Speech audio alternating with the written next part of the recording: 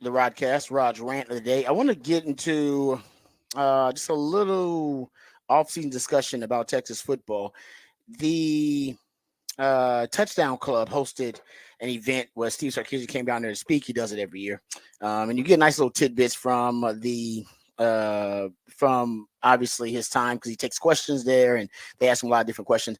And one of the things that Sark brought up while he was speaking to the Touchdown Club was how he doesn't like the offense to get stale. Right, he adds new little wrinkles to the offense every year. Says I try not to get stale. He mentions that he looked at how he can improve, update his program's culture, and innovate his scheme. That's what I want to talk about now. He looks at different ways to innovate his scheme, and he's been open about that. He talks about how he steals plays, steals concepts from some of the best offensive minds, and he's been open about that. And I'm actually glad he does that. I think that's one of the ways it shows that he's intellectually curious, and that Sark's not necessarily stubborn about hey man, I have I have the majority of the knowledge, right, of offense. Like, no, the game's always expanding, it's always evolving. You can always grow. You can be a student of the game, be a football theorist.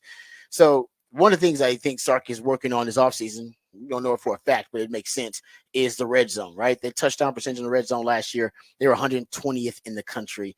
You could make the argument the red zone offense is what kept them from at least playing for a national championship against Washington. Red zone issues came back to haunt them against Oklahoma. Their only two losses, red zone became a huge issue. And so if Sark is looking for the best red zone offenses in football, college or pro, and he looks to the pro league. He talks about, because his offense is a pro style offense, pretty much old school West Coast passing offense, and he talks about how he admires a lot of the great minds in the NFL, and that's why he loves the coaching clinics where he brings them back. Brought back Sean McVay most recently. He's had Kyle Shanahan in town. Talks about that Shanahan coaching tree that he's really fond of and that he really admires.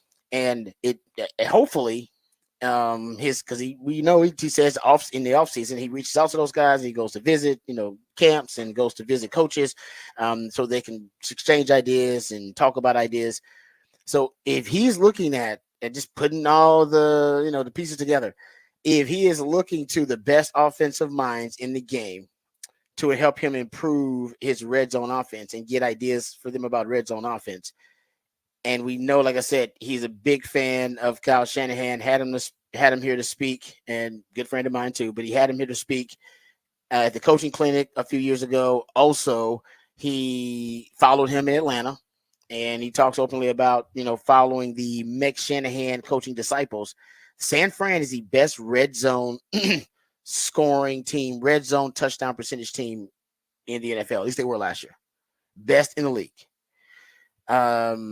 So like I said, I don't know for sure, but something tells me he's got to be studying San Fran. Now you would think, like, how can he study San Fran? Because San Fran runs a different offense. They do. They run different offense because they love to run 21 person. They run more 21 person than anybody else out there.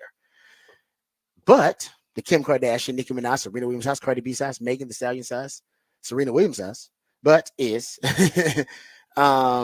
is that I do believe that Sark can incorporate some of the Shanahan principles, especially in the red zone, with his current roster. We know he uses his version of the 21 personnel package, two backs, one tight ends, in the pony package, right? That's Sark's version of the Shanahan two-back system.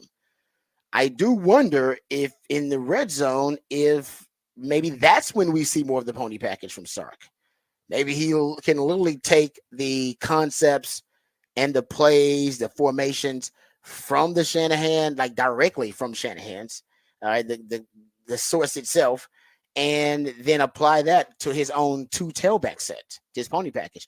The passing game fits because they're both West Coast passing games, so they didn't even need to worry about that. The passing games, they're interchangeable pretty much. I mean, you got certain concepts that each may like more than other, but they are West Coast passing game. Both love play action pass, so you'll have those concepts in common. The RPO game, both are big in the RPO game. So the passing game really, really fits. The run game, I think, should translate as well. Now, for Sark, he'd have to make sure he has another back in there that's a capable blocker, because sometimes Shannon will use Juice Check in there as the blocker or Kittle in there as an H-back.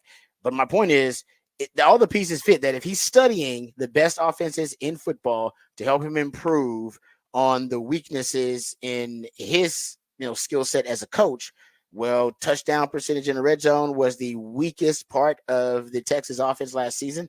They were 120th in the country. He's a big fan of Shanahan, knows Shanahan really well. Shanahan's offense with the 49ers is the best touchdown percentage offense in the NFL. 68% of the time they're in the red zone, they score a touchdown. Boom. To me, it seems like pretty simple. There you go. And you run the pony package. And by the way, you guys know how I feel about the pony package. And in 2023, you're averaging double-digit yards per play out of the pony package. You're averaging over 8 yards per rush, damn near 15 yards per attempt, 23% explosive play rate out of the pony package. You know what I mean? Like it works. Not only does it work, but it works all the damn time. And I do think for Sark, you could take some of those, like I said, those very simple concepts that my man Shannon runs. They're simple concepts from a two-back set, but his is a non-traditional fullback. You can use just a bigger back period in that role. I don't know if you feel like you have that on campus, but like I say, I do think it applies. So that would be my suggestion for Sark. You want to work, and one of the other things is go to go, right? Go to go situation. So say you're in close to the short yardage, you're deep in the red zone, right? You're on the goal line. If you're looking at go to go situations, and the best team in go to go situations last season, it was actually the Green Bay Packers. The Green Bay Packers were so good in go to go situations. They scored on 95%. They scored touchdowns on 95% of the goal to go situations, which is crazy. That not only was the best in the NFL in 2023, the next closest team was at 83%. But not only was it number one for this season, it would rank number one for any team in go-to-go situations since 2000. They've been the best go-to-go team in the last 23 years in the NFL. So since I know you study the Mick Shanahan coaching tree, Texas also struggled in go-to-go situations, right? Got stopped in a couple of goal line situations against Oklahoma. What was it? Against BYU. A couple of goal line situations where Texas could not convert. Go study Green Bay. Beautiful thing about Green Bay's offense is it's essentially a Mick Shanahan franchise, all right, coaching tree offense because it's Matt LaFleur. So West Coast passing offense, which you obviously would appreciate if you're Sark. That's an easy transition. So some of the things they're using potentially on the goal line, that would translate. And the running game would translate. Green Bay also likes to use two tailback sets at times, not even a fullback. They just use two traditional tailbacks. They would use what's his the young man.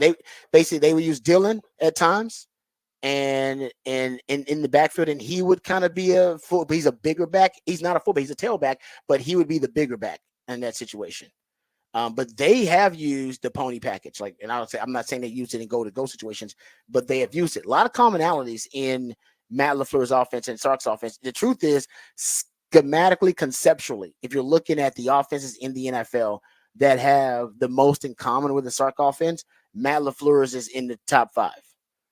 The pre-snap motion rates, also something that Matt LaFleur loved to use in the red zone and in go-to-go situations on the goal line. Pre-snap motion, to just like Andy Reid, right, in those corn dog concepts in the Super Bowl to get guys open with pre-snap motions and shifts. Sark loves me pre-snap motion shifts. Probably runs at about 55% of the time, a 55% rate. The problem with that is Sark needs to start running it more. He's actually now he would be average. He'd be at the NFL. The NFL average is 50% pre-snap motions and shifts rates. Sark's about 55%, so he's hovering right there, slightly above average.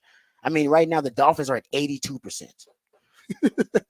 The Dolphins, they run motion on 82% of their plays. The Rams are at 70%. The 49ers are at 75%. Green Bay Packers are at 64%, so they're top 5.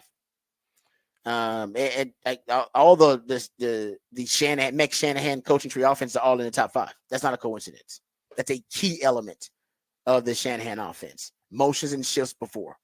Motion to indicate, motion for leverage, motion. Now they got the cheat motion to get your speed, a basically a head start and get them the ball on the move, targets to motion. Miami, LA, San Fran, Green Bay. These are kind of your top teams in motion. Kansas City is at the top too. Kansas City's at 64%. They're a little bit above Green Bay in terms of teams that use motion the most. Your top teams are Dolphins at 82%, 49ers at 70%, Rams at 69%. The Chiefs are right there at 64%. Green Bay Packers are right there at 64%. So it's Sark needs to use it more. And you can use it on the goal line to gain leverage. Or to pick players. I mean, we just watched the Super Bowl, multiple Super Bowls won by the Kansas City Chiefs using motion on the goal line in goal-to-goal situations. So for Sark, if he is studying all these offenses, which I know he is because he talks about it and he visits with these guys in the offseason, visit with the San Francisco 49ers, ask my man Channel about red zone. You can translate that to your two tailback sets with the pony package, which is easily hell. Even in the game against Washington, when Texas had their first touchdown, was running their pony package. Hell, they were averaging damn near 10 yards per play out of the pony package, and for some reason, Sark only ran it 2 more times the entire game, which I still have no idea why that was the case. But my point is, he is a smart offensive mind, and he does study the evolution of the game and where it's going and the best minds. Go study Shannon's offense. It's the best red zone offense in football, arguably, period. And I don't think it's a coincidence that the two backs, like Nick Saban said, teams don't practice against two backs anymore. So really it's tough to go up against. It's almost the NFL's version of the option because you never practice up against it and you never see it. So you have to, when you face the 49ers, like, all right, all week long, 2 tailback sets, guys. We got to get used to this 2 tailback sets. And you never see it. Same thing at the college level. And Nick Saban said that. Nick Saban said they lined up in I formation against his defense. He had to call a timeout. They didn't know what the hell they were looking at. It's like, guys, it's I formation. I know they spread out, but it's just I formation. But that's how rare it is now for guys to see those power sets. So that would be my advice. And then go study Matt LaFleur offense, best goal-to-go offense, arguably in the last 25 years in the NFL. It is very conceptually aligned with your offense. Lots of pre-snap motions and shifts. They use the pony package as well. It's a West Coast passing offense. Go steal those offense. STP, man. Steal those plays.